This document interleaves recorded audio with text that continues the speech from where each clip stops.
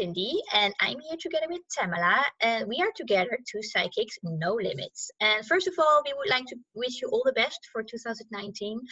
We hope you have had a very nice Christmas, enjoyed your time together with the family, had very nice dishes to eat, and a lot of presents. Uh, do you want to say something about your Christmas? I got amazing stuff for Christmas, and I was Really? actually able to use. I got a lot of stuff for my business, and so I've already been able to use some of it, so I'm thrilled. No, Like, nice. yay! Woohoo! So Yeah. your year 2019 started very well. Yes. Yes. Yes. Yes. Yes. Yes. Super. What about you? My Christmas? Yes. So I was quite quiet actually. I did cook for my family on the second day of Christmas, and my niece was helping me with making the soup. Uh-huh. And not that she ate anything of it. Um, Most likely it was a little bit too healthy, so she didn't take it. But for the rest, it was nice and quiet. Good. Yeah, I like that. We never really celebrated Christmas. We don't have a tree. We don't do any presents. We never actually did presents. Wow. Yeah. So for us, Christmas is Christmas. Yeah. Just Just normal a day. days. Sorry. Just a day. Yeah, exactly. Just a day. Yeah. No, but for the rest, it was good. Good. Yeah. Before we start to talk about suicide and murder, we would like to introduce ourselves first. So my name is Cindy, and I am an energetic stepping and wholeness counselor. I work together with Spirit, mainly with my own spirit team. They are called Carla, and they are very much focused on the mental health. And they would like to bring you back into balance emotionally and mentally. And I do this by trans-channeling them. I also trans-channel famous female celebrities who passed away, such as Marilyn Monroe, Ava Gardner, Elizabeth Taylor, Judy Garland, but also goddesses, and they have a completely different energy. And the goddesses are Isis, Mother Mary, Kuan Yin, and besides trans-channeling and working together with spirit, I also do energetic work, and I do that through sound healing. And I use my 4 lovely crystals, and the method itself is called Sacred Crystal Sound Treatments. And yes, that's what I do. I love it. You're really good at it. Yes, thank you. Thank you. It is very, whenever I have, every single person is so different. Each body is so different, and I can really notice that when I do the sound healing, because everybody has a different experience, and it is always so nice to hear how my clients have experienced it, what they have felt, and I actually had a client yesterday, and she has anxiety and depression, and that came out from the work that she did. And so I will be treating her. I did the first session yesterday, and she said, I'm walking around with so many thoughts. She's like, there's so much in my head, and I cannot stop it. So when I did the sound treatment, so the first thing is actually, well, the first main point of this treatment is to give you a very deep relaxed feeling, that your body is completely relaxed. And her body was indeed very relaxed, but the thoughts were coming up. She said, like, I can't cope with the thoughts that are coming through now. And I said, just let them go, because they want to leave. Your thoughts want to leave. They want to get out of your head. Right. Don't try to grasp, don't try to hold on to them. They want to leave your system, so let them go. And then we spent some time talking, and I asked her after a while, like, how does your body feel, and how are the thoughts in your head? And she said, my body is completely relaxed and my head is quiet. Wow. She said it is empty. And I said, "It's fantastic. It's fantastic." So we will do more treatments and then see how that will work out, because that is, I would like to bring her back into balance. She's out of balance, and I would like to bring her back into. That's so wonderful. Thank you. Thank you. And I'm super happy, after each treatment, when my clients were sharing what happened and they noticed the difference before and even during the treatment, I'm more like, oh, that is so nice to hear that there's a change, And during the sound treatment, your own guardian angels and your own spirits, your helpers, they are there to guide you, to guide the energy, how they need to flow and so on. So you're not doing this alone. Yeah, You're doing it together with your team. that's wonderful. Thank you. Tamala, would you like to introduce yourself? Sure. Hi, I am Tamala Malay. I am your empowerment priestess. And I also am a trance channeler and a regular channeler, which means sometimes I leave my body and sometimes I stay in my body. So I do both of those. I primarily work with a group of beings called Zed who live on the edges of expansiveness, and they're here to help us with the transition of the earth and the people on the earth from 3D, 4D into 5D. And they're teaching a course called Living a Congruent Life, and we meet every month, and they teach a class and answer questions, things like that. I also am an Akashic Records clearer, and I help remove past life and present life blocks and restrictions for people. I also teach a manifesting mastermind, which is wonderful. It helps people align with their soul purpose and with the way that they are designed to manifest and create in this world, which is really super powerful work. And I'm doing for 2019, I opened up some new sessions, and one of them is called an awareness session. And I had one last night, and it was amazing. They are about an hour and a half long, and it is where I pull out all my cards. We call in all of the helpers. I work with my high council, but also the Council of Light, and I call in their light beings, their spirit helpers, higher self, the oversouls, all of that. Everybody's in the room, and I have all these decks of cards that I use, and I pull them out depending on what our question is and which one wants to participate, right, in the awareness. And it ends up being this is the predominant issue that you're moving into the year with, and this is how you can change that, and these are the supports that you have to change that, and here are the affirmations you can use to change that, and here are the beings of light who are able to help you with that. And it is miraculous. It was like, oh my gosh, it was just so spot on, so amazing, so just rock and roll. Like she left the session with like, oh my God, I know exactly what I'm supposed to do for 2019 now. Oh, super. And so if you're interested in that, send me an email at info@yourownsoul.com. Because I'm only doing that in limited, I only have time to do, limited ones of those, since they're an hour and a half to maybe 2 hours long. Okay. So send me an email. Yes, please do so. It sounds super nice. Amazing. Amazing. And what kind of cards do you use? Do you use tarot cards, or are these special cards? I have every card known to man, I think. I have like 30 decks of different cards.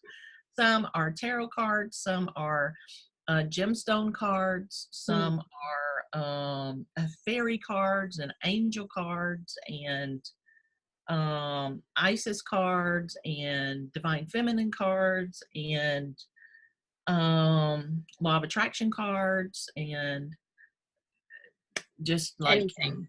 Yeah. And what I do is I have them all there and say, okay, who wants to play? And then I pull out the group that, like, there were 12 decks that wanted to play with her session last night. And then it was like, okay, the first question is, what are we dealing with? What's the first thing that we need to address? And then I said, okay, who's that? And then, the surrender cards came up.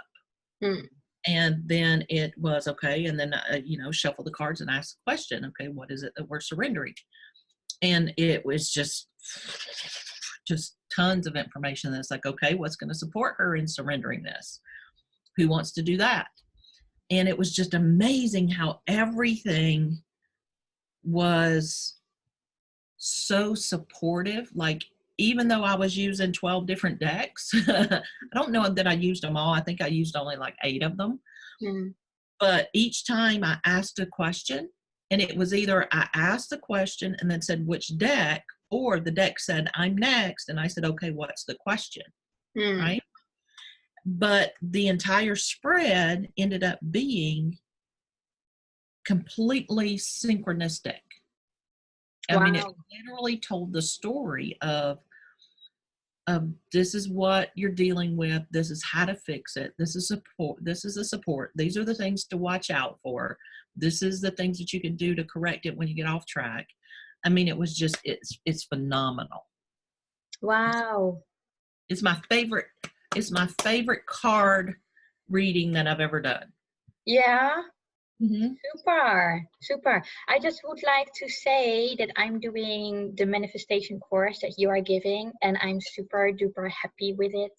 Yay! I learned so much about myself. So when you said it's an amazing course, I can acknowledge it is. It's wonderful, and we've got our class this Sunday too. We meet once a month too. There's online content. There's lots of channeled information that you get, and then we have once a month meetings too. So, and you're already seeing changes, right? You're seeing changes towards your intentions, and you've only been this month 2? Yes. Wow. Yeah. Sometimes I'm super surprised because when I'm going to for example, when I would like to get something that I really would like to have, and then I just ask, can I have a discount on it? And I go to a shop, and then exactly that product that I want to have is on discount. And I'm like, awesome, It is not that I'm going to wish myself a home, but it is like a small thing, It is like a small thing where you can have like a direct answer to it if you're able to have it or not. So I'm doing this with almost everything now. Like if I would like to have something, then I just ask. I would say, like, I would like to have this, and I would like to have a discount on it. And it is like step by step that I'm. Yeah. And it's awesome. It goes through 7 different polarity spectrums, where you are on the polarity, where you're designed to be, where you're showing up, so that you know how to tweak your thoughts, your emotions, your actions, your speech, right? It helps you figure out how to get so that you can get in alignment. Really super effective. Yeah, it is. In one hand side, it is also still that because what you're saying, like there are like 7 spectrums that you give blueprint on, right? On how your soul, at least in my case, it will be my soul, how it is being designed. But because of the way how I've been growing up and how people have been, advising me at school how to be or to behave, I went on 5 of those spectrums to the opposite of what I actually am designed for. So this one hand side, a confirmation that I always felt this is not really me and it doesn't work for me, but now I know why it is, because I'm not designed in a way how I've been guided to do something. But at the other hand side, it takes some time to actually find your way into how you are designed, because it is something that I've not been working with. I'm not conscious of it. Right. And it's like unlearning the things that I have been learning. Yeah. And that's why it's 6 months. Yeah. Because you're learning the vocabulary, you're learning how it works, you're seeing how it shows up in your life. You're going, oh, I see how that happens. How can I change that? How can I not do that anymore and do this? And it's all practice, right? The whole time is just practice and really putting it in place. And then, each month when we do our classes, we talk about new things too. So it's amazing and powerful. So email me if you want information on that. Yeah, and you're also only open that up like 3 times a year. oh yeah, because it takes 6 months. So you do like one class for the full 6 months, and then you're going to open it for the next one. Well, usually I do one. I'll do the first 6 months of the year, then the second 6 months of the year, and then usually one in the middle. But like your class graduates July 1st, I think. So I may start another class in maybe March or April. We'll see. Yeah. We'll see. But then the next one wouldn't start until July or August. Yeah. Oh, super. Yeah. And I just want to say as well that when you're doing this course, you're obliged to do your homework. There's really no escape, because Tamla is going to check on you twice a week. The system checks on you too. The computer system, because it's online content, and it'll send you an email and say, hey, you've got new content that's been released. Yes, so there's no reason, there's no excuse like, oh, I did not see the email, or there's like follow up, and it really also gives the motivation to actually act on it. Yeah. Well, and we've got the Facebook group too, which is awesome. Yeah. Lots of support, and everybody supports each other in there. Yeah, it's super nice. Yeah.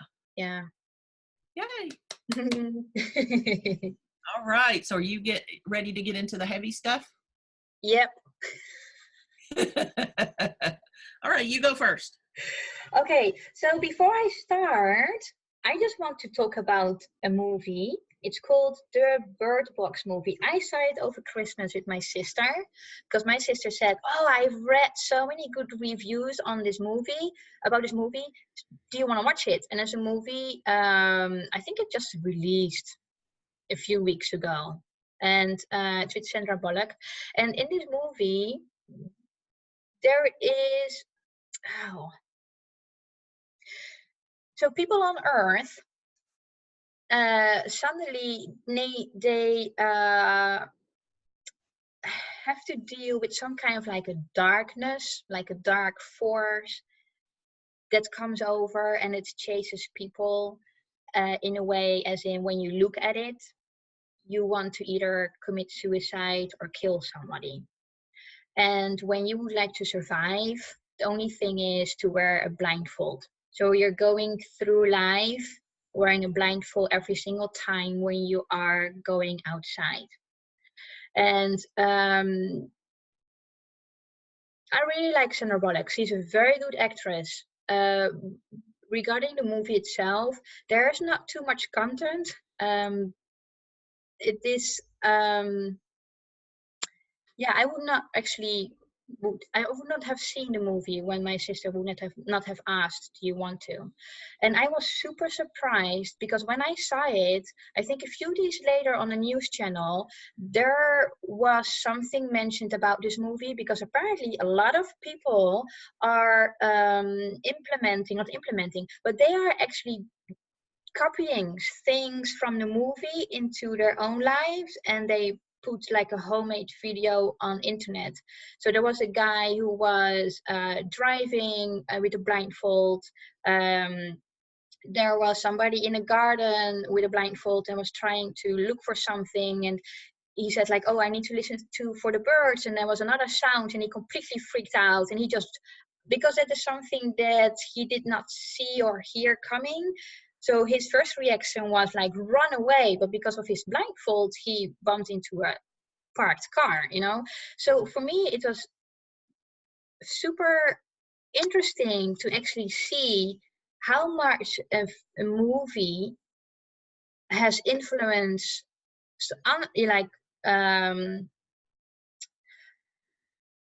not that people, I think, maybe are conscious of it, but there's like unconsciously it has an influence on people. by acting these kind of things, by saying, oh, I need to, it is a great movie, I would like to act out as well. I'm running from some kind of a dark force, and I have to live life through a blindfold.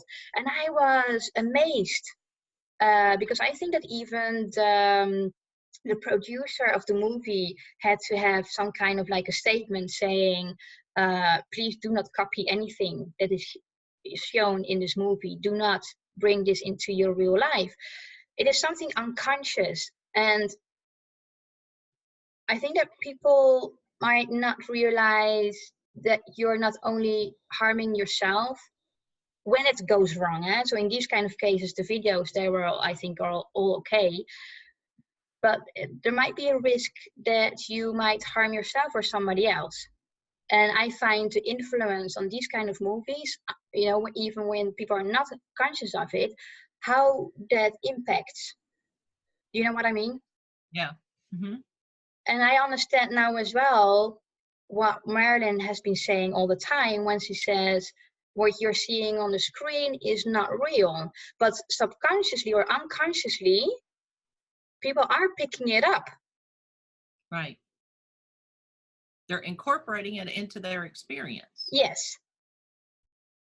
Well, and you had said too that what people don't realize is that everybody who's unconscious is walking around with blindfolds. Yes, that is what I think. Yeah. Yeah. And that the darkness is what the majority of people already are, they've already got their blinders on because they're not hiding from the darkness, they're hiding from the light. Yeah.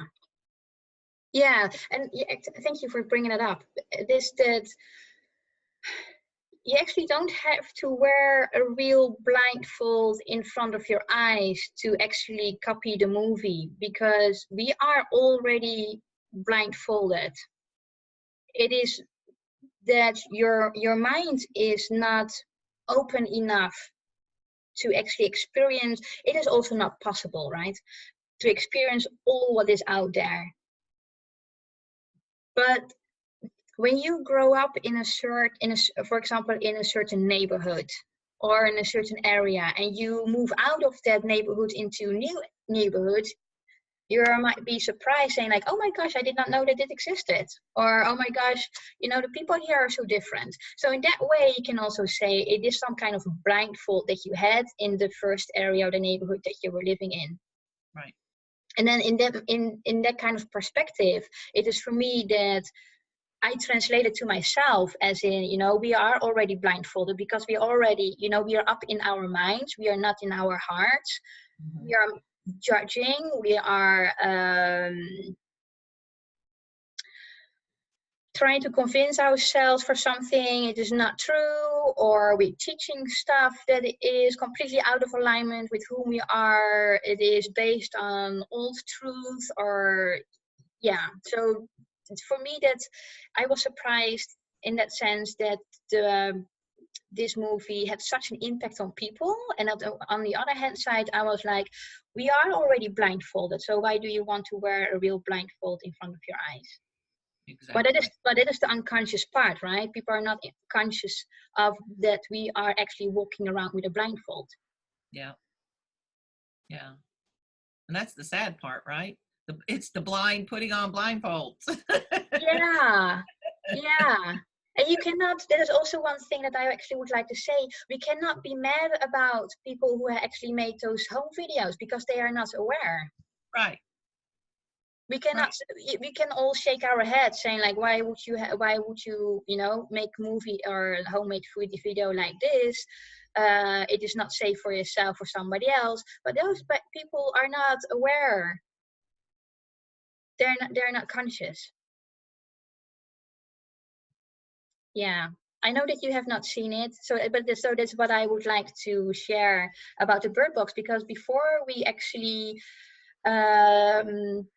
went for the Christmas break, we already touched base about suicide and murder in our last video, and then this Bird Box movie came out, and like, oh, that is a nice, thing that we can maybe wave in into this conversation.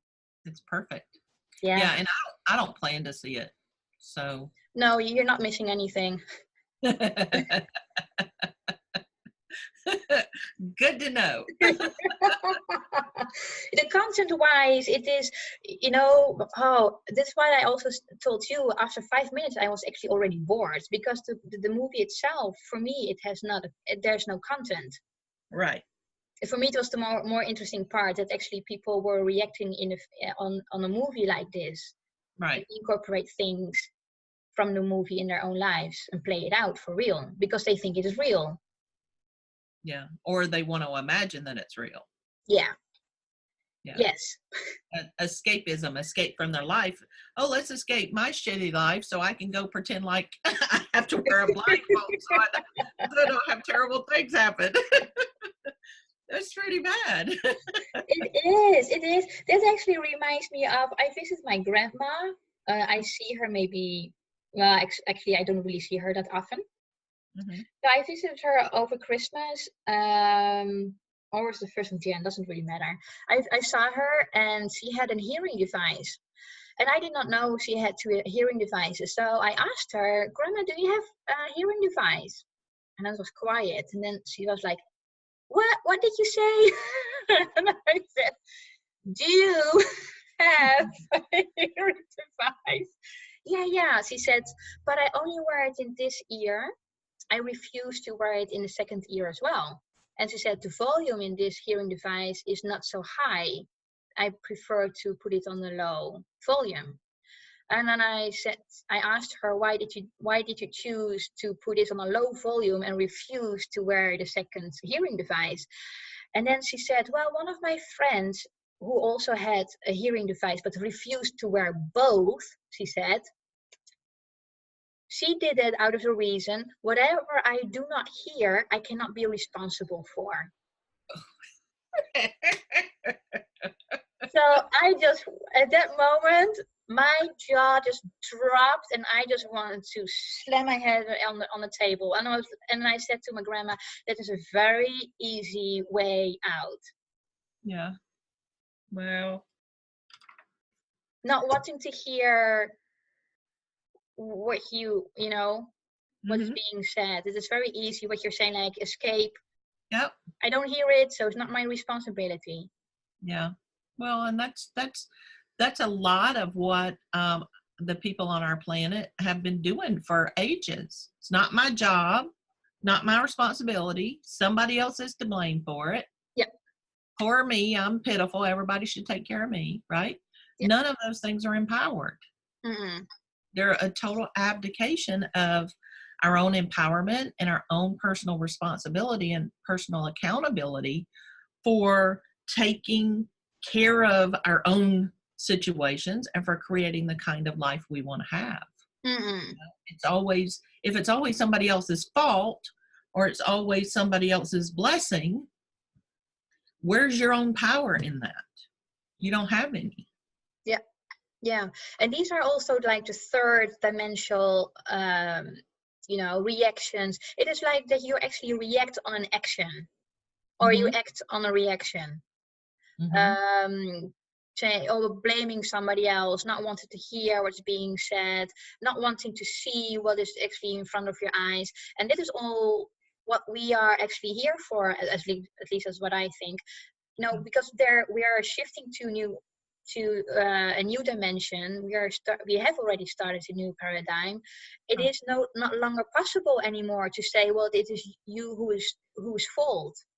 Right. We cannot blame anybody else anymore, because now we need to actually go within and resolve what's there. Yep, exactly. Yep. Yeah. What a movie can do, right? It brings That's awesome. Yeah. Yeah, I was just super surprised how people reacted on the movie. But it is a movie that has been seen, I think, already like millions of times. Well, it's crazy. You would think if people would put that effort into, taking responsibility for their lives, the whole world would be different. Yes. Yeah. Yeah. And then regarding the escaping that you said, like as in saying, I escape and I prefer to wear a real blindfold in front of my eyes. That is something as well that Elizabeth Taylor and Ava Gardner would like to make clear. They both said we um, we decided to in both of their cases they decided to drink, so they decided to grab a bottle of alcohol to escape from what they were actually feeling. Mm-hmm. They were choosing something that was not beneficial in the long term, and that's why they are also here saying, please make a different decision because of the paradigm and the shift that we're going through. Alcohol is not going to help. Well, it never really helped, but it is not an option anymore. Right. Also. Right. Right. If you want to have a drink to just, have a drink, that's fine. But if you're using a drink to medicate yourself to be able to live your life, then that's a problem. Yeah. Because that's not going to help you change your life. No. It's just adding another problem to your already loads of problems. Yeah. And then you're actually putting a blindfold in front of your eyes also. Yeah. Because maybe people are aware. Well, Ava actually was aware why she was drinking. She said that, I was insecure and she was drinking because she wanted to be accepted. So she knew the reason why she would be drinking, why she was drinking. Right. She still went for that option. Maybe it was easier than actually look into herself, or maybe she was not even aware that by looking within yourself and clear the insecurity that she had and go for something else, for a different lifestyle. Right. Yeah. So that's what I wanted to say about the movie. And that's all I have to say about that. Okay. As Forrest Gump would say. Sorry, who would say that? Forrest Gump. Oh, yeah. That's an old movie. Yep. And that's all I have to say about that. Very good. Thank you. I hope I make sense today, because I don't know. Makes total sense. Yeah, because I feel like I am like all over the place, totally not focused. Well, a lot of that is with the new moon, the solar eclipse, everything's shifting. And here's the thing: I keep taking my glasses off because I've got lights in my face, and it's like too much. It's overstimulating. So, but everything is going on right now, and a lot of 4D stuff is being brought up. And when I say 4D, in the way I talk about that, that means our thoughts and our emotions. And what's happening is, as stuff's moving from 3D, from our body, and it's trying to leave our experience, it goes through our emotions, and which are in between 3D and 4D. They're the bridge between the two, and then into 4D, which is our thoughts. And we're having all of these things that are leaving the cells of our body. Okay, it may be too woo-woo for some of you, so brace yourselves. But that's what happens. We take things into our experience, into our body, we buy into them, we believe them, and they become part of our molecular structure, right? And we pass them down to our children, or we get them from our parents and our grandparents, right? Yeah. That's really true. And so what's happening now is, because of this mass planetary up-leveling that's happening with the earth and the people that are on the earth, part of that process is we have to get rid of all that shit that's in our body. Well, when it's coming out of our body, it goes into our emotions. So that means we're feeling things that we thought we'd already dealt with. We're feeling things that maybe aren't ours. We're feeling things that are they seem very present and big, and they're coming out of nowhere. It's because they're these little leftover pieces that are in our bodies, that are in our DNA, and they have to be felt in order to be released. Because what happens is we feel them and we acknowledge them, and we can say, okay, I don't need you anymore, and let them go. And it's the same for our thoughts. Same thing happens for our thoughts.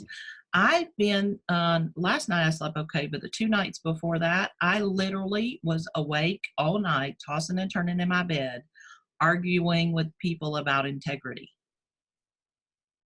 Wow. Like for 8 hours, having conversations with people who were in different locations, and I was about integrity, right? And having the same conversation over and over and over and over and over. And I'm like, why am I doing this? I don't need to be doing this. I've already dealt with this before. Other people's integrity doesn't have anything to do with me, Mm-hmm. right? But I'm a divine truth soul, divine truth and self-expression, which means freaking integrity, right? You have to say the truth. You have to do what you say. You have to follow what it is that you put out, right? And so literally that's one of the things that I was processing. And the only way I could do that was in putting myself into those situations where I'm having those conversations with people and calling them on their lack of integrity. And then saying, no, I'm not going to tolerate this anymore. It's not going to happen. Mm. And not in an angry way, but in a, I'm done. Yeah, not happening, not for me, not going to be here for me. And so once I did, now it took 2 nights for me to get through that, but I got through it. Yeah. Some things are going to be more difficult than others, and it all depends on how much 3D work you've already done. You know, if you've already had coaching around it, or counseling around it, or therapy around it, or shadow work around it, right? Then it's going to be less traumatic or dramatic, but it's still stuff that's got to leave. Because when we get into 5D, we can't bring the lower vibrational shit with us. Yeah. It can't live there. And if we're weighed down by 4th dimensional stuff, we can't get there. And so that's basically my interpretation of why we're so emotional and all of these like random, thoughts and emotions are being experienced right now. Mm-hmm. I was thank you for explaining that. Wow. Because I actually also asked you what's going on, because when I got back from my Christmas break and I got home, I plugged in my my device for the Wi-Fi, and I saw it like blinking from green to red, and I was like, what the F is going on? Mm-hmm. Did I cut down my wireless? I was starting to sweat. I started to curse. I was not really curse, but I was like shouting, like, why did I do this? Blah, blah, blah. And then I just left, after trying maybe 10 times, the red light was still there. And I was like, what's going on? I was upset. I left the plug into the thing. I walked away, came back 15 minutes later, and then I saw that everything was okay. I'm like, how does this happen? Why is this? What's going on? And then I remembered, oh yeah, it always took 15 minutes.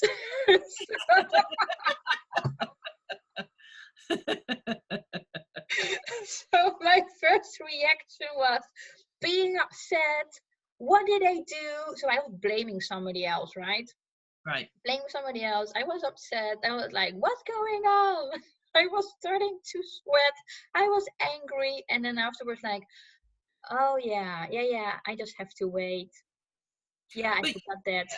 But that's how our temper works, right? It's unreasonable. It comes out of nowhere. It shows its ass. And then it's like, that wasn't even necessary. Exactly. And it is the same thing that I'm waiting for something to happen. Uh-huh. For a couple of weeks, and then I was like, why did they not pay me yet? Where is it? Blah, blah, blah, blah. And then I got home and I was like, oh, I need to send out this form first, and then they can, okay, yeah. Oh, the reason they haven't paid me is because I haven't told them to, or told them how. Exactly. So then I was again being upset, blaming some other people, and I was like, oh yeah, the ball is in my corner. Yeah, okay, yeah, I have to do something. Yep. Yeah, Yeah. so this is what my last few days were. It is like a roller coaster and crying and being upset. It is, yeah. Yeah. A lot. That's going on everywhere right now. Mm.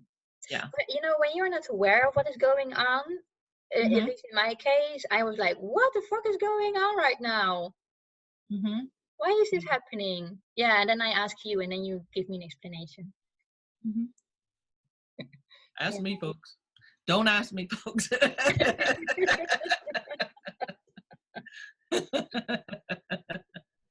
But it helps because I'm sure that there are other people who are going through these kind of things, and I wonder, like, well, where is this coming from? Normally I would not panic, you Right. know. Right. I'm just like all relaxed and say, okay, well, let's see, take our time. Is there something that I missed, you know? But this Right. is like full on reaction Yep. without thinking, Yep. I'm standing gonna still. I'm gonna have some chocolate. Oh, enjoy. Is it the one that I brought from Switzerland? I've already eaten that one, but I got one because that one had Switzerland writing on it. This is the Yeah. American version. Yep. Nice.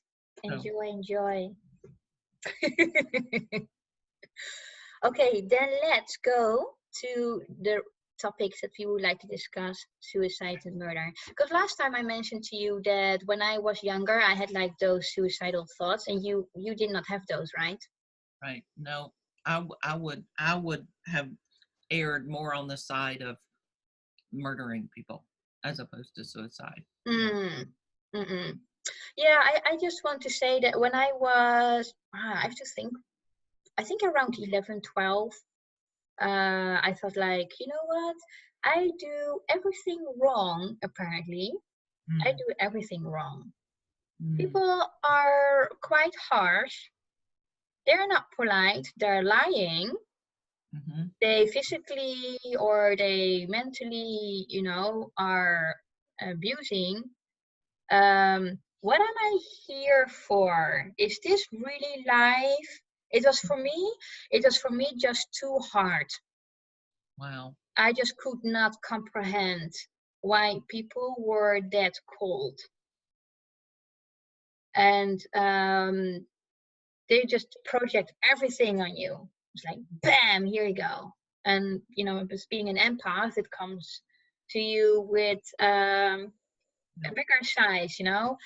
So that was also, yeah, there was a short period of time in my life that I actually wanted to leave, and actually seriously thought about the methods. Mm, But by even visualizing how that will go, I would say no, that would be too painful.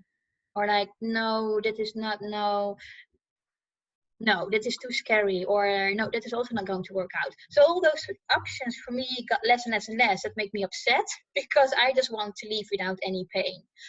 And even though thinking about it and even thinking about the methods that I could come up with, there was also this very clear feeling of you cannot do that. Or at least I could not do that. It's the same thing when we were talking last time about taking medication. That was for mm, me also very strong feeling of you just do not do any medication. And for me, suicide was the same thing. Just do not kill yourself. right. Yeah, that's what I wanted to say. For me, it was the world was for me just too hard and too cold, and I just could not understand uh, why the people in my environment were not able to be nice, Mm-hmm. and that is the reason why I wanted to leave. Because I also did not really see the reason why you would then be here on Earth. Right. Do I really need to go to school for such a long time, and then afterwards I need to go to work and then be miserable like everybody else? It's like, what is Mm-hmm. the point of this? Right. Yeah. How was that with your murder thoughts? Well, I'm sorry you had that experience. For me, I had also, the abuse, and I had some sexual abuse, three different um, adult men in my experience from the time I was 5 until 13. Mm. Um, and it was my response, because I'm an Aries and I have a lot of fire in my astrology chart. My response was, of course, being an empath, I took on the impression that it was my fault, Mm-hmm. right?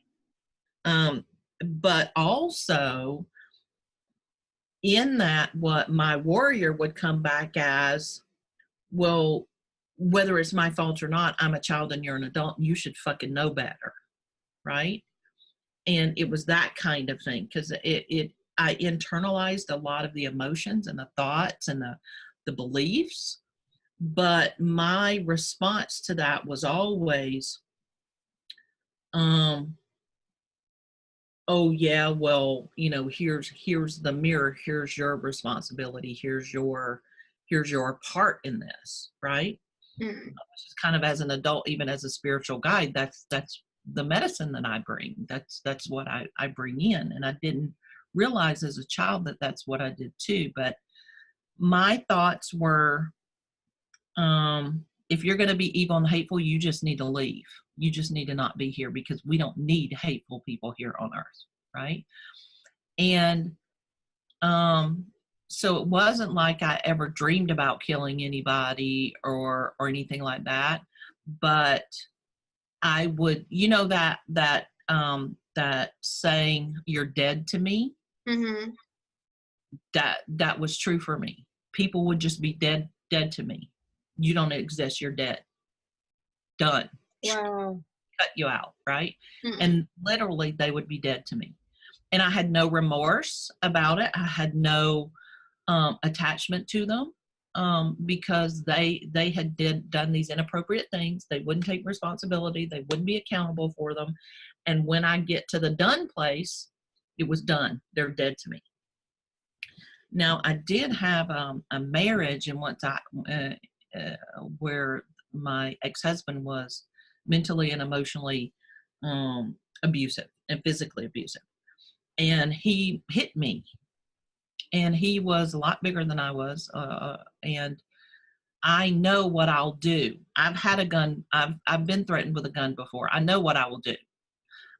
In that situation, literally, in that moment, everything went really still and quiet, and everything slowed down. And I was like, okay, this is going to go one of two ways. And it was, okay, everything is still and quiet. What will diffuse the situation? That was the first question. What will diffuse the situation? And then I went into what would diffuse the situation. But if it felt like it was cranking back up again, right, and it wasn't going to be diffused, my next thought was, what am I going to do to save myself and my children? Mm. And I very vividly recall thinking, I'm going to take 2 steps forward. I'm going to grab the barrel of the gun.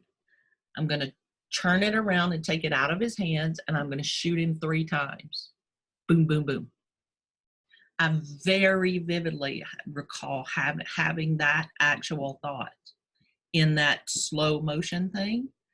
And I was icy still that if I needed to, that was the next thing that was going to happen. And I was not going to feel any remorse for it, because it was the only thing left to do to save me and my kids. You know what I mean? Yeah. I'm sorry that you had to go through this. We all go through stuff, right? Yeah. But I also know that, there were situations where he would hit me, like he hit me one time. And my response is, I'm going to hit you back. And so, he hit, this was the first time he hit me. And I was so stunned. I mean, literally, he hit me so hard, I went deaf and I couldn't see. And literally, my vision was black and my ears there was nothing there. And then I remember getting a little ringing in my ear, right, as this kind of the sound was coming back. And there was kind of some sparkles coming back into my eyes, right? And then, I mean, it took 3-4 solid minutes for me to get my hearing and my vision back. And then when that happened, you know, it was like I was looking at him. He was yelling, right? And of course, I didn't hear it because I couldn't hear or see anything. And then my first immediate thought was, you're going to die. And then I tackled him, like literally, like ran at him like a football player and tackled him. And we fell on the ground. And I just remember screaming like a lunatic. I grabbed his collar and I'm on top. I'm sitting on top of him, screaming like a lunatic.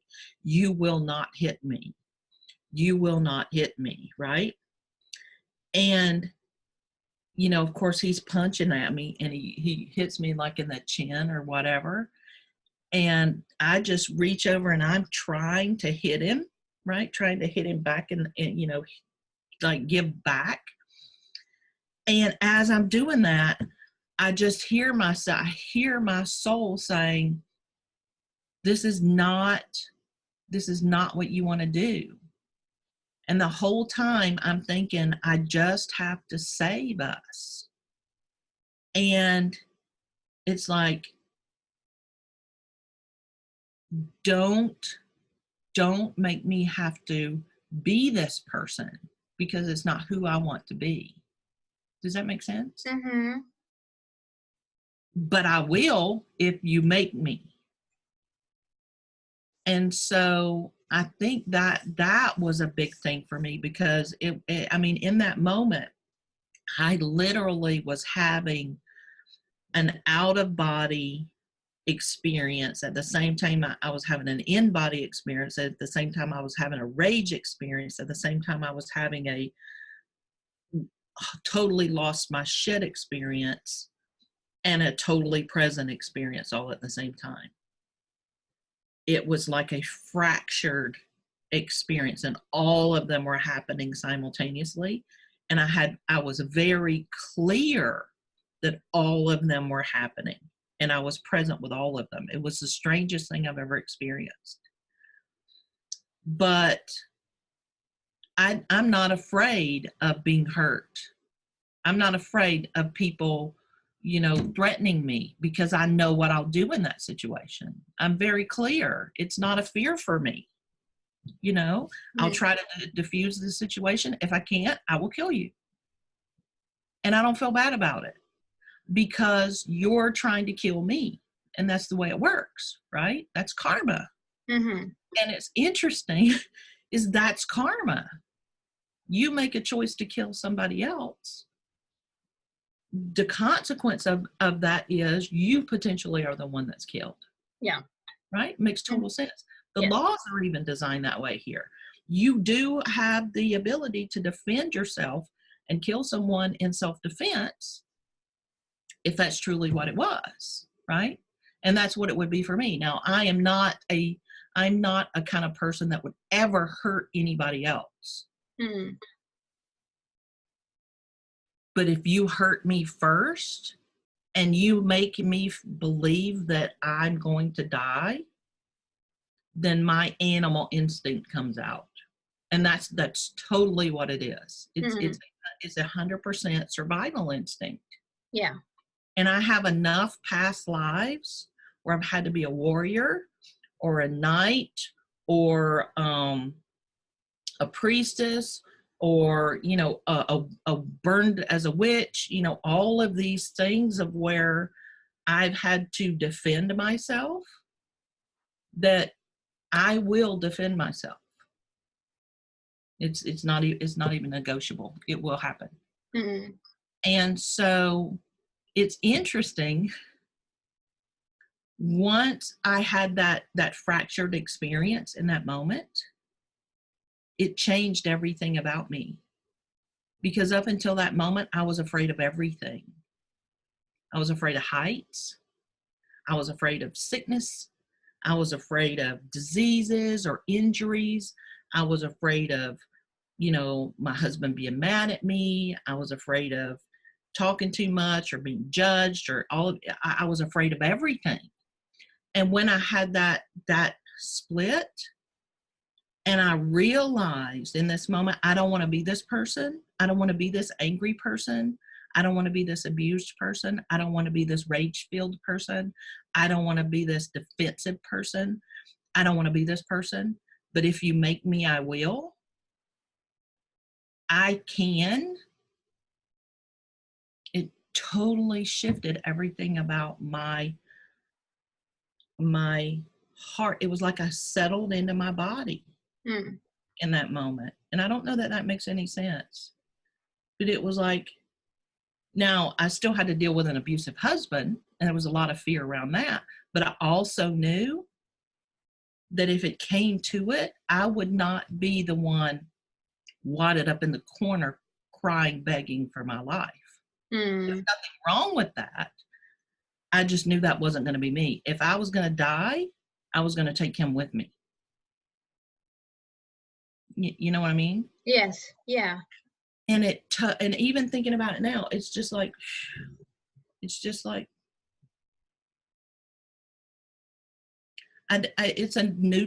a really neutral feeling. And I don't know that that makes any sense at all. You mean like you don't have anger towards him that he has done that, or you don't feel bad that you actually hit him? Nope. Yeah. No, I mean, it's just like, it happened. Yeah. And then, he hit me a couple times after that, threatened me a lot. And when he would threaten me, my answer would be to charge right up to him and say, do it, I dare you. Because it was like, give me a reason. I'm not going to live afraid anymore. I'm not going to be afraid of everything in my life anymore. If you want to kill me, so I die. I come back again. Are you already aware at that point that when you're getting killed, there is like a reincarnation? You already were? I already knew about or believed in reincarnation then, yeah. But I didn't have the kind of conscious awareness of everything that I do now. He and I had multiple lifetimes together. Sometimes he killed me, sometimes I killed him, one time I committed suicide to get away from him. I mean, there's all kinds of past life karma that we had together. And the reason we were together this time was because of all of that. And I had to figure out how to get out of the relationship without either of us dying or getting hurt. Yeah. And that's why, and I think that's why I had that splintered experience, because it's like I said, I don't want to be this person anymore. I don't want to do this anymore. And in that moment, I changed my karma. In that moment. And it was different ever since. Yeah. Does that make any sense at all? To me, yes, because when you were saying that, when you were telling about the past lives that you had, you killed him, he killed you, you were committed suicide, and there were other things involved, and you were saying like, but this time it was different. You stopped your karmic wheel for both of you. Yeah. For not taking any done steps. Yeah. Done. Well, I want to ask, when he hit you that time where you could not hear and see anymore, were you like in a moment of, like a scared stillness, like it is silent and it is like scary, like what is? No, I've had that. That was the place, with the gun thing, that scary stillness. Yes. Right? Okay. Yeah. And a lot of times when he would first get mad, it would be that scary stillness. It would be just everybody be still, nobody move. Let's see what's going to happen, right? Like, but that was different. This time, literally, he hit me so hard I'm sure I had a concussion, Mhm. but my ears and my eyes completely went offline. And it wasn't the only time he hit me that hard. I mean, there were dozens of times he hit me that hard, but this was the one time that I had that experience. And then after that point, he didn't hit me anymore. After that, he threatened to hit me after that, but he didn't. And it was just, and I don't know, and it's interesting because I had no idea what his experience was during all that time, Mhm. because it was almost as if I was unconscious, but I wasn't, right? But Mhm. I couldn't hear anything and I couldn't see anything and I couldn't do anything. I mean, I was just sitting there. It was as if I left my body. It's like it was almost like he slapped me out of my body, right? Mhm. And then and then I came back in. It was kind of like that feeling, because literally everything was just kind of blank. And then when I came back in, it was like, what the fuck did you just do? You're gonna die. And then of course, it was the rage, and the whole thing I've already explained, but um it was probably a concussion, to Yeah. be honest. That's probably what it was. Mm-mm. I don't know. Did you? Oh, you didn't go to the doctors afterwards? Mm-mm. No. Mm. Did you file like a police report? Mm. Not that time, but later, when I was trying to leave, I called the police. I dialed 911, called the police, gave them my address, told them where we are, what was going on. The police got there, and me and my kids were in the car, and um, on the 911 call, they could hear the kids screaming in the car, Mm. and I was, trying to be really super calm. And when the police pulled up, he is on the hood of my car, bashing his fist into the windshield, trying to get to us. I mean, just hitting as hard as he can, screaming and cussing, right? And the police get there, and they get him off the car, and they put him in the back of their thing. And I said, I want him arrested. I want to press charges. I don't want any of this to happen anymore. And they said, okay. 2 hours later, he was back home. They just Okay. they didn't call me. They didn't do anything. They just sent him home. And he was so drunk, I had to take him to the hospital, to detox, because it was the only detox place they had. And we had to stay in the emergency room for 12 hours with him getting fluids, so that he could get less drunk enough so that they can admit him to detox. He was 3 times the legal limit. How would you survive that in the first place? He drank a lot. And I told him at the hospital, look, I want to press charges. Like, there's nothing we can do. Fine. I'm going to have to Wow. figure this out on my own, you Yeah. know? And then that's really when I started trying to figure out, how am I going to do this on my own? Mm, Nobody's going to help me. wow. Thank you for sharing. Yeah, I well, I have nothing to say on when you said like the police sent him back home after 2 hours. yep. Um, I was like, he took a cab home. It's like, why are you here? What are you doing here?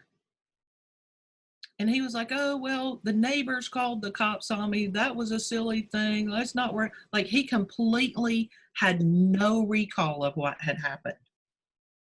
None. And so it was like, okay, I had to play it off that was what had happened. What he thought happened. Okay, yeah. All right, well, let's go get you detoxed. wow. Yeah. So do you think that he was so blurred with anger that he just did not know what he was doing? He was so blurred with alcohol, Mm, he didn't know what he was doing. And the out when he was he was an angry drunk. Like when I drink alcohol, I make friends with everybody. yeah, I'm smiling the entire time. When he would drink, he got angry, like Mm, mean, hateful. Yeah. wow. That must Mhm. be scary. It was really scary, and especially when it just happened when it happened the first time, Mm-mm. it was like, "Holy crap, what just happened?" It was like something completely switched in his brain, Yeah. and it was strange. But, you know, the poor thing, he's died now. So, he's Mm, on the other side, hopefully figuring out how he's gonna resolve his own karma, yeah. you know and when I think about him now, I just send him love because he was a tortured soul. Mm-hmm. He was a very tortured soul, and I'm not going to have any more lifetimes with him, so I don't know who's going to help him. Yeah, yeah. God bless. Wow. Well, Yeah, I'm happy that you're still here. me too. Yeah. Well, thank you for being this open and be very personal. You're welcome. Hopefully it'll help somebody. Yeah, I hope so too. Well, that is also why we're doing these videos to make Hmm. this open, you know, Yeah. I mean, the life discussion. is life. Mm, Terrible things happen. But in those terrible things, we find out who we are, yes. you know, and Yeah. we decide who we are. Like in that splintered moment, I decided I'm not going to be this person anymore. Mm. And I haven't been. It's a wonderful thing. Yeah, I cannot even imagine you actually hammering somebody's face. Well, I didn't actually get to connect with him because he balled up like this. Oh yeah. Yeah. He was on the floor like this, and I'm trying to hit him and I couldn't hit him. And it was like,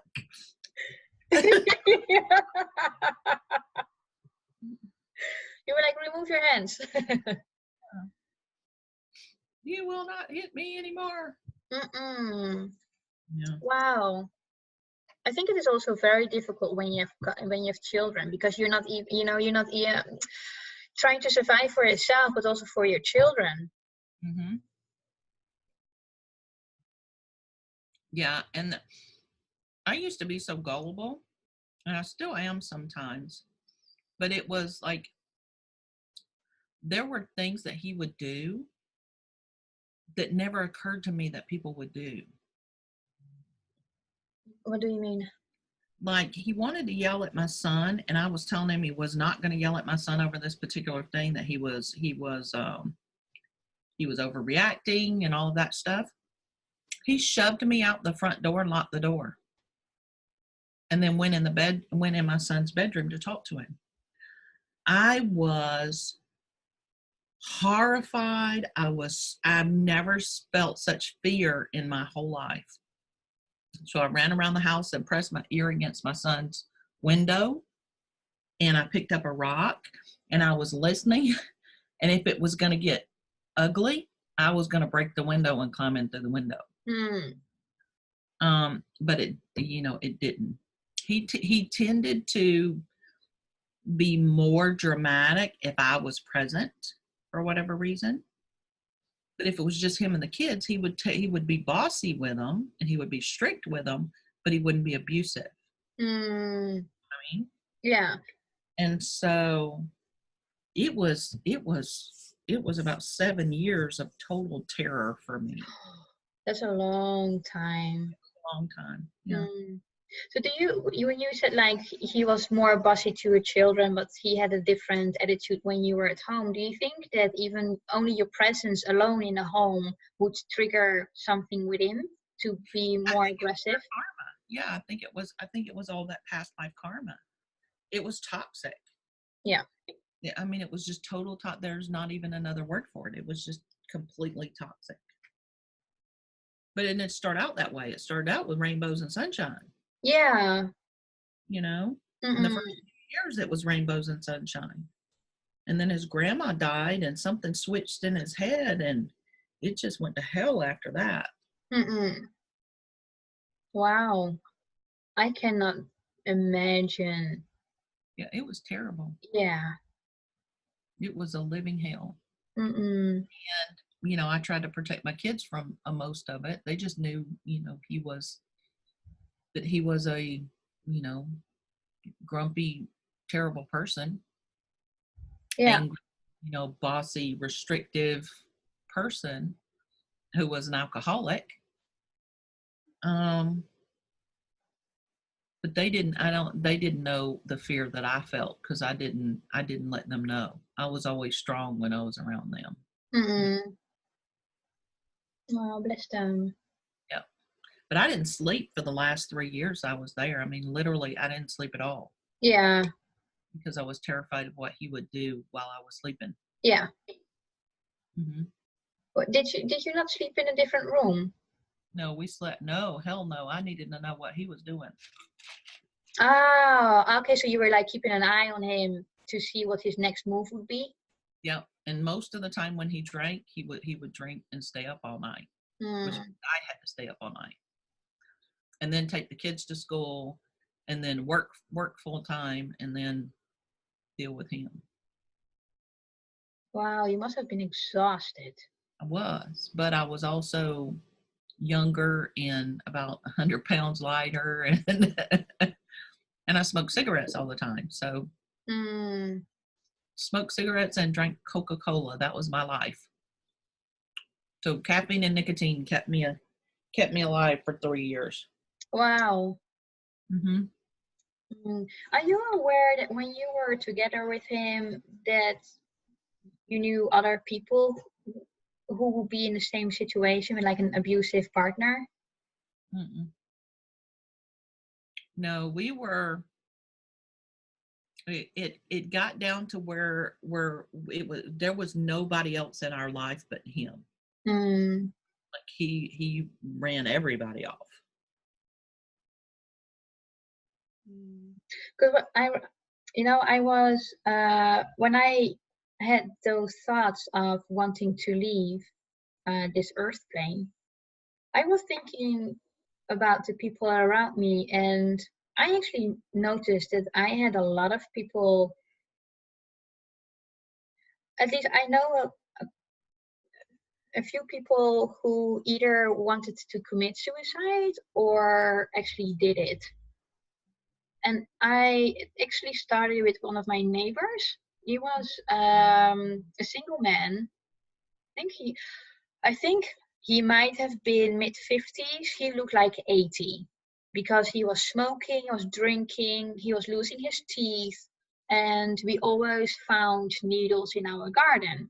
So my parents always said, do not ever touch those needles. And I asked them, like, what are those needles for? Oh yeah, the neighbor has diabetes, you know. And then I think one day my mom was honest, and or maybe even she was too busy that she did not realize that she said that he was actually using heroin. So he was also using. Mm-hmm. And I think there was a time that he stopped using, or at least he was not injecting himself with heroin. He started to drink.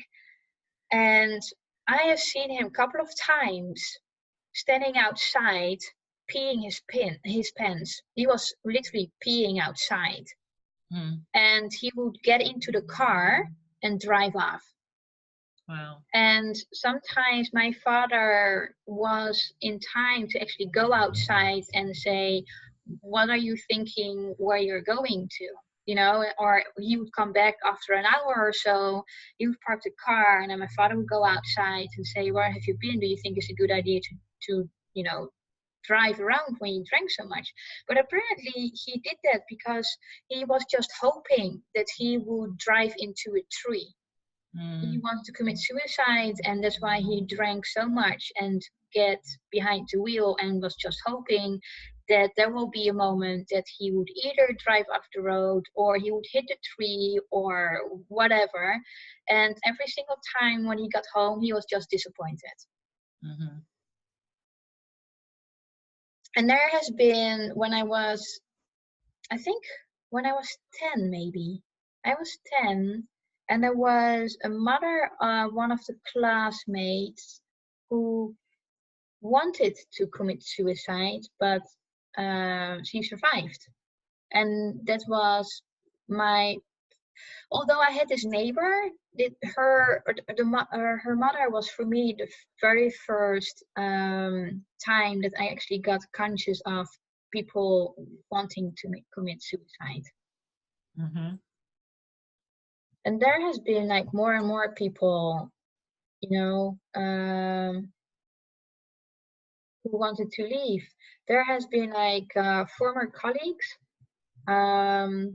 It was my first experience when I was 19. Was my first experience of a person who wanted, or who actually killed herself. Mm-hmm. She did not survive. She hung herself. And her behavior in the office, I have to say, she was a lawyer. And she looked, she was a pretty lady, young, maybe like mid-30s, super smart. But her attitude towards male colleagues sometimes was a little bit off. So people were complaining. I was working for like the top level of that company. And they were complaining about her behavior, but did not know what to do. And one day somebody said she will not come to the office because she hung herself.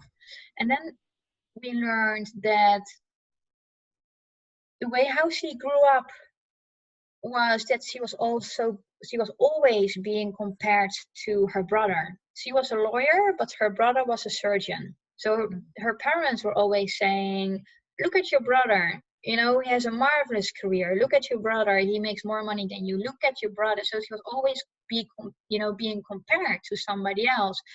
And I have more the feeling like because of this comparison, even though maybe the parents did that as wanting to be like motivating, or I don't know, a way of motivating that you want to compare your child to somebody else, it can have a huge impact on somebody's life, like hers, because she actually hung herself. Mm-hmm. Because she never felt being accepted. She was not good enough. So this is like, compare yourself or being compared to somebody else is for me like, an absolute no-go. Mm-hmm.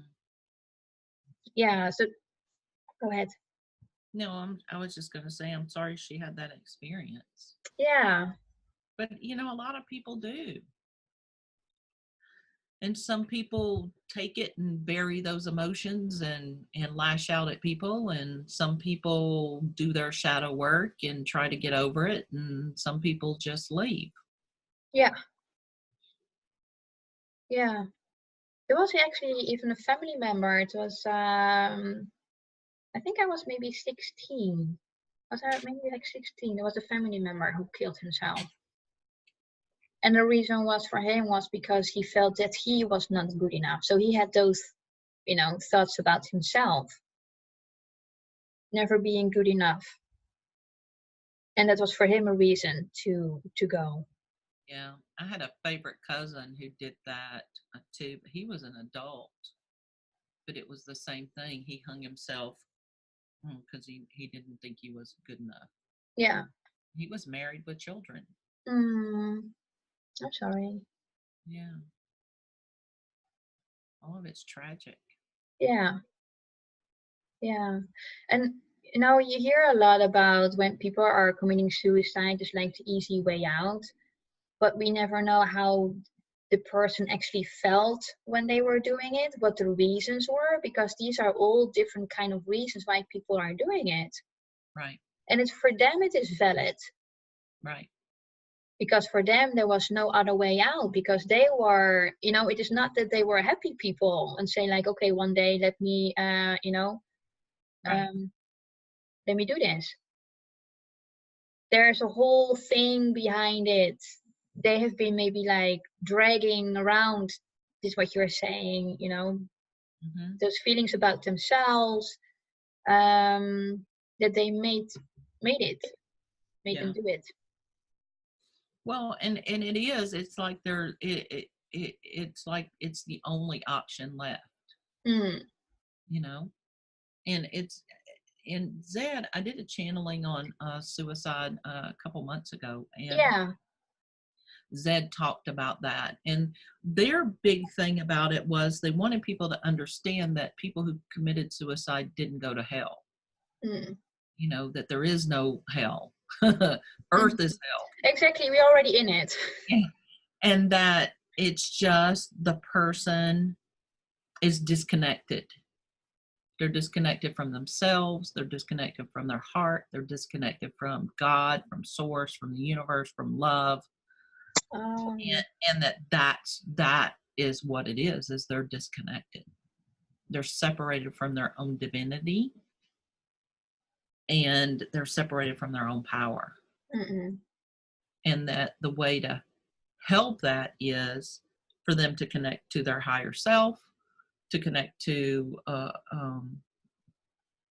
source or their higher power, and to learn how they can take charge of their experience.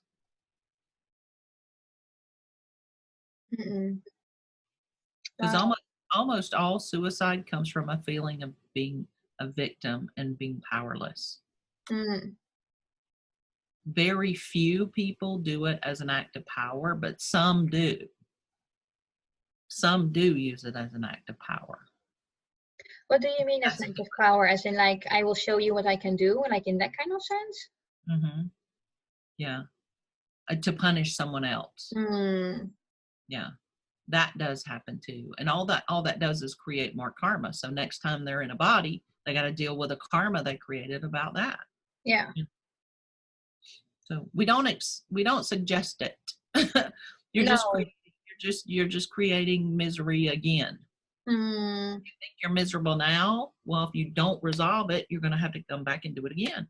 Yeah, but I think that is also a point that a lot of people are not aware of, because I think that suicide has been seen as like a sin. It is something, I'm not religious, but it is religious. But this is what I keep hearing. It is like a sin. You should not do it.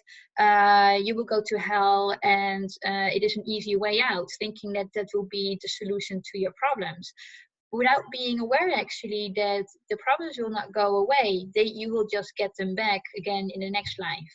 Right, exactly. Yeah. Mm. And you gotta keep doing it. We gotta keep doing our karma until we complete it, till we resolve it, till we work through it, right? Till it's done. And most of the time, 99% of the time in my work, I found the completion of it is making the decision. Like in that moment, that split moment where I made the decision, I don't want to be this person anymore. Yeah. And it completed the karmic cycle, because then I took action of not being that person anymore. Mm-mm. And that's what it takes. Yeah. Mm. There has also been, I think the last thing that I'm going to say on this topic is that I also know, besides for this young lawyer who committed suicide, I know two other people. They were actually quite high on the ladder, like on the executive level, that committed suicide. And I always wondered, like, why would you do that when you're on the top level of a company? And I had a discussion last time about somebody who knew one of those people, and I said, like, he did not know that I was actually wondering about it, but he said, I can imagine that it would be very tough when you are very up high and somebody else, like bored, is deciding that you will need to step down. Is that you lose everything. You lose the privileges that you have. You lose the access to anything that you think is important. And there's a lot of how to say this, like there's a lot of things in our world that we look up to, as in, oh, you have so much, as material, that you actually put value on it, and people are putting like a value on themselves by having this kind of thing. So one day when that will be gone, I can imagine that for those people it is like, I'm useless, I am a nobody anymore. Right. They lose their identity. Yes, exactly. Thank you. That's what I was looking for. Mm-hmm.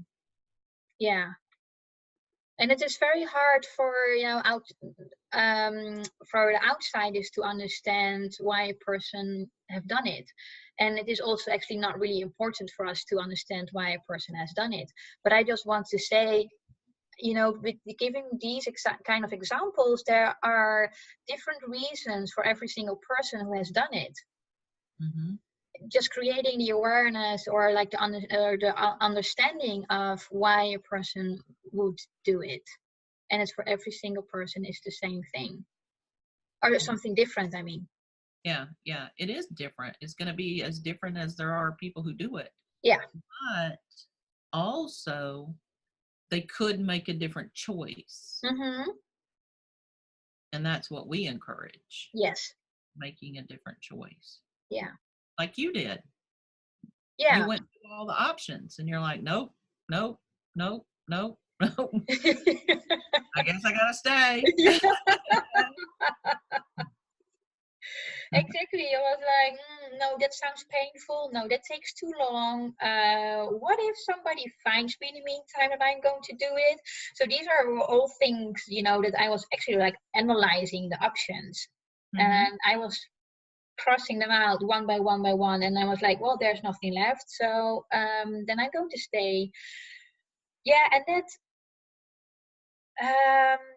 I think I developed the anger at a later stage, when you were saying like I had wanted to murder my partner at that time. Mm-hmm. Yeah. So the anger came later, you said? Mm-hmm. Anger towards the people in my environment. Yeah. Yeah. Yeah, but indeed what you're saying, like I made a different choice. Mm-hmm. Thank you. Yeah, you're welcome. I'm happy you stayed. Yeah. Me too. It is like it is when we're moving to the fourth dimension, there is, I hope that people are getting more conscious that there is a choice that we can make. Mm-hmm. Yeah. And it is, not saying like, okay, now I'm stuck, there's only one way out, let me do this or that. No, there's always light. There's always light. You just have to move toward it. Yeah. It is super difficult. I use the word super a lot actually in this conversation. But anyway, it is it is not always easy, to move out from a dark place into finding the light. Right. No, I agree. But nobody can make that choice for you. Nobody can move you from the darkness to the light. You have to do that. Yeah. You have to take those steps. Now, people can help you, but they're not going to do the mental and emotional discipline for you. You've got to do it. Mm-hmm. Yeah. And you got to decide. Mm-hmm. And then take action and follow through and keep going and know that you're worth it. and that you're valuable and that you're important. And if you don't do it this time, you're going to have to do it next time. So you might as well do it now. Yeah. Yes. And then we are coming out of this entire dark phase. Mm-hmm. And you, or at least when I speak out of my experience, you learn so much. Yeah. And that is for me actually already worth it. You know, when you're in it, it is difficult, it is painful, it is not nice, there is no light at the end of the tunnel. You know, you're going in those circulation of the same thoughts. But at the end, it's so much worth it. And then when I sometimes look back at the situations that I went through, I was like, "Whoa, actually, it was not so bad." Mm-hmm. Because well, you're same for me. Because I look back at it now and like, you know, I list different things that happened to me. But when I look back now, like, I'm so neutral about all of it. I don't have any attachment to the sexual abuse or attachment to the physical and mental abuse with the ex-husband. Those are things that happened, but I'm not triggered by them. I don't have, I feel sad sometimes because I didn't know enough back then to prevent it or to shorten the time, right? Or that, you know, he couldn't find his own peace, right? But it's done. And I don't feel like I've had a miserable life, believe it or not. I feel like I mean, you know, my life is good. Yeah. And just exactly like you said, when you look back on it from a distance, once you're healed, it was just a thing. Yeah. It's not going to plague you for the rest of your life once you're done with it. Mm-mm. That's also a powerful message you need to know if you're going through stuff right now. It will end, and once you're done with it, it's done. And you don't have to deal with it anymore. No. Yay! Yay! Perfect ending.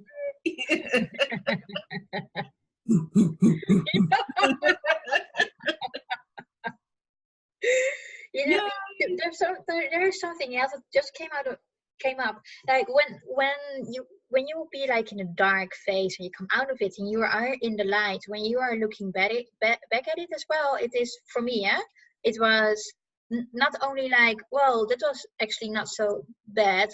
Looking back on it, it was well, okay-ish. But also when I got out of certain things, because it looked as if it was not that bad, it is almost like it also not really happened. I mean, if it would take years to be in a dark place and you come out of it and you would be like in, you know, feeling comfortable with yourself and you know what you're doing and you know what you want to achieve. So when you're coming out of it, when you're in that place, you are like, I've always been there. Those 7 years or those 6 years of darkness do not feel anymore as 6-7 years. It was something like this. Exactly. And it did not feel to me as in, oh, I wasted so much of my life of being in a dark place, because now I'm like, well, that was like in a blink of an eye. Yeah. And it's done, and I don't ever have to do that again in any of my lifetimes. Yes. Victory. I'm the one that decided to stop that. Woo-hoo. Yes. And you are never, ever alone. Right. Ever. Ever. There are people to help you. There are beings of lights to help you. There are angels that help you. There are guides that help you. You have multiple layers of guide teams. You have these white lights and blue lights, literally, that are beings of consciousness that come and take your messages out to the universe. And there are people who are around you every day who you may not even know, who is on the subway with you, or is on the bus with you, or is a teacher at your school, or is on a television show somewhere, or on a YouTube channel like us, who are always praying for you. Mm-mm.